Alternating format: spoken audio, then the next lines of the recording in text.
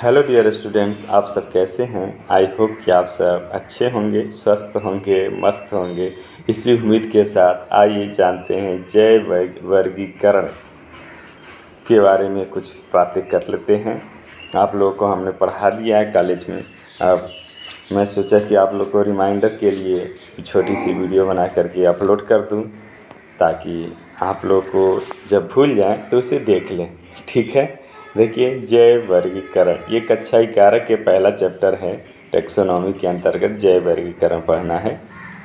देखिए, जीवों को उनकी समानता और असमानता के आधार पर समूहों में व्यवस्थित करने की प्रक्रिया को ही जैव वर्गीकरण कहते हैं। किस आधार पर? समानता और असमानता के आधार पर अलग अलग समूहों में हम उनके अध्ययन की सुविधा के लिए वर्गीकृत कर देते हैं। जैसे आप लोगों को अलग अलग क्लास में वर्गीकृत करते हैं, क्लास में सब्जेक्ट वाइज अलग अलग वर्गीकृत करते हैं। अगर एक ही कॉलेज में सारे बच्चों को एक साथ छोड़ दिया जाए तो पढ़ाना संभव नहीं है। उसी तरीके से जीव जंतुओं को अध्ययन एक साथ करना संभव नहीं है। उनकी संरचना के आधार पे, उनकी पोषण के आधार पे, उनकी समानता के आधार पे, उनकी विभिन्नता के आधार पे, उनकी उत्पत्ति के आधार पे, उनकी जाति वृत्तीय लक्षणों के आधार पे हम अलग अलग वर्गीकृत करते हैं। जैसे कि आप लोगों को कक्षा 11A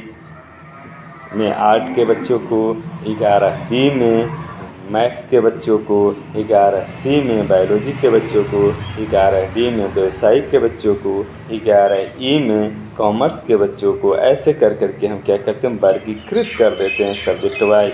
ठीक है ना। कक्षा 6 के बच्चों को अलग, कक्षा 7 के बच्चों को अलग, उसमें भी ज़्यादा बच्चा हो तो सेक्शन बांट देते हैं।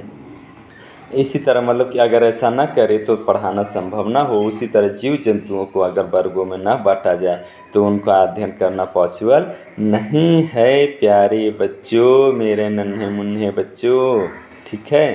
तो वर्गीकरण की आवश्यकता क्यों पड़ी? ठीक है, यही सब परेशानियों की वजह से कि एक साथ उनका अध्ययन करना संभव नहीं था। जीवों की विशाल विविधता को व्यवस्थित करने के लिए, विभिन्न जीवों के बीच संबंधों को समझने के लिए, जैव विविधता को बेहतर ढंग से समझने के लिए, विभिन्न जीवों के अध्ययन को आसान बनाने के लिए वर्गीकरण की आवश्यकता पड़ी।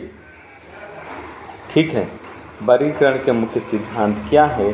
पहला है कोशिकीय संरचना। एक कोशिकीय और बहुकोशिकीय जीवों को हम अलग अलग समूहों में बांट दिए जो एक ही कोशिका से मिलकर बने हैं। जैसे अमीबा है, कुछ जीवाणु है ना, कुछ और एक बहुकोशिकीय हो गया जैसे हम लोग हैं। तो बहुकोशिकीय जीवों को अलग समूह में और एक कोशिकीय जीवों को अलग समूह में बांटा गया। किस आधार पे? कोशिका की संरचना के आधार पे या कोशिकीय संरचना के आधार पे पोषण के तरीके। कुछ जीव होते हैं जो स्वयं अपना भोजन बना लेते हैं, कुछ जो है दूसरे के द्वारा बनाए गए भोजन पे निर्भर होते हैं। जैसे आप लोग अपना भोजन स्वयं बना लेते हैं? नहीं बनाते हैं। अगर आपको दाल, चावल और तेल, नमक सारी चीज़ें ना दी जाए ला करके तो शायद आप खाना अपने से नहीं बना पाइएगा ना। यानी कि आप सिर्फ खाने को, भोजन को पकाते हैं, बनाते नहीं हैं। और हमारे पेड़ पौधे जो हैं वो खुद से बनाते हैं, खुद भी खाते हैं। बचता है तो आप लोग भी खाते हैं, हम लोग भी खाते हैं। तो इसलिए सभी पेड़ पौधे स्वपोषी होते हैं। कुछ जीवों को छोड़ करके और कुछ पौधों को छोड़ करके बाकी सब के सब पौधे क्या होते हैं? स्वपोषी होते हैं। सिर्फ एक जो अमर बेल होता है, जो येलो कलर के पौधों पे लटका होता है, थ्रेड लाइक रस धागे के समान संरचना, वो परपोषी होता है। वो जिस पौधे को उसको डाल दीजिए उसी से भोजन प्राप्त करता है और लास्ट में उसी को सुखा देता है। ठीक है, जो कि पहले ही बता चुके हैं। उसको छोड़ के बाकी सभी हरे पौधे स्वपोषी होते हैं और बाकी सभी जीव जंतु क्या होते हैं? परपोषी होते हैं। कुछ एक कोशिकीय जीवों को छोड़ करके। ठीक है, जटिलता के आधार पे, शरीर की संरचना के जटिलता के आधार पे हमने वर्गीकृत किया। सरल और जटिल शरीर संरचना के आधार पे, जाति वृत्तीय संबंध के आधार पे हम लोगों ने जीव जंतुओं को वर्गीकृत किया। जीवों के बीच विकासवादी संबंध पाए जाते हैं। हम क्या करते हैं, पुनरावृत्ति करते हैं अपने पूर्वजों को। जब हम जन्म लेने से, माँ के गर्भ से लेकर के वृद्धावस्था तक अगर आप देखिएगा तो हमारी उत्पत्ति जो हुई है, हम अपने पूर्वजों की पुनरावृत्ति करते हैं। हम जलीय जीवों से हमारी उत्पत्ति होती है, माँ के गर्भ में पल रहे भ्रूण, एम्ब्रियोनिक स्टडी करिए तो आपको लगेगा कि हम एक स्टार्टिंग में मछली जैसी संरचना, फिर लगेगा कि मेढक जैसा है, ऐसे धीरे धीरे करके उसमें पूँछ भी दिखेगा। तो यानी कि हम जाति वृत्तीय संबंध को दोहराते हैं, ठीक है। तो इस आधार पे भी हम जीवों को वर्गीकृत करते हैं, ठीक है प्यारे बच्चों। हमको लगता है कि इतनी बातें समझ में आ गई होगी, ठीक है। अब आगे हम जानते हैं 5 जगत वर्गीकरण। 5 जगत वर्गीकरण मतलब सबसे पहले हम लोग 5 जगत में बांटे। पहला है मोनेरा, सभी प्रोकैरियोटिक जीवों जैसे बैक्टीरिया और आर्किया इत्यादि को इसमें रखा गया है।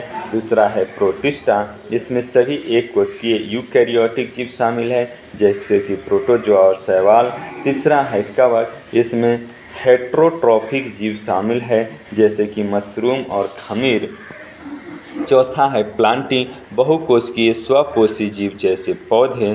पाँचवा है एनिमेलिया, इसमें बहुकोशिकीय परपोषी जीव शामिल हैं जैसे कि जानवर, ठीक है। अब अगले वीडियो में हम जानेंगे वर्गीकरण की विधियाँ क्या क्या है, ठीक है प्यारे बच्चों। हम उम्मीद करते हैं कि आप लोगों को समझ में आ गई होगी और हमारे वीडियो को लाइक भी कीजिएगा और चैनल को सब्सक्राइब भी कीजिएगा।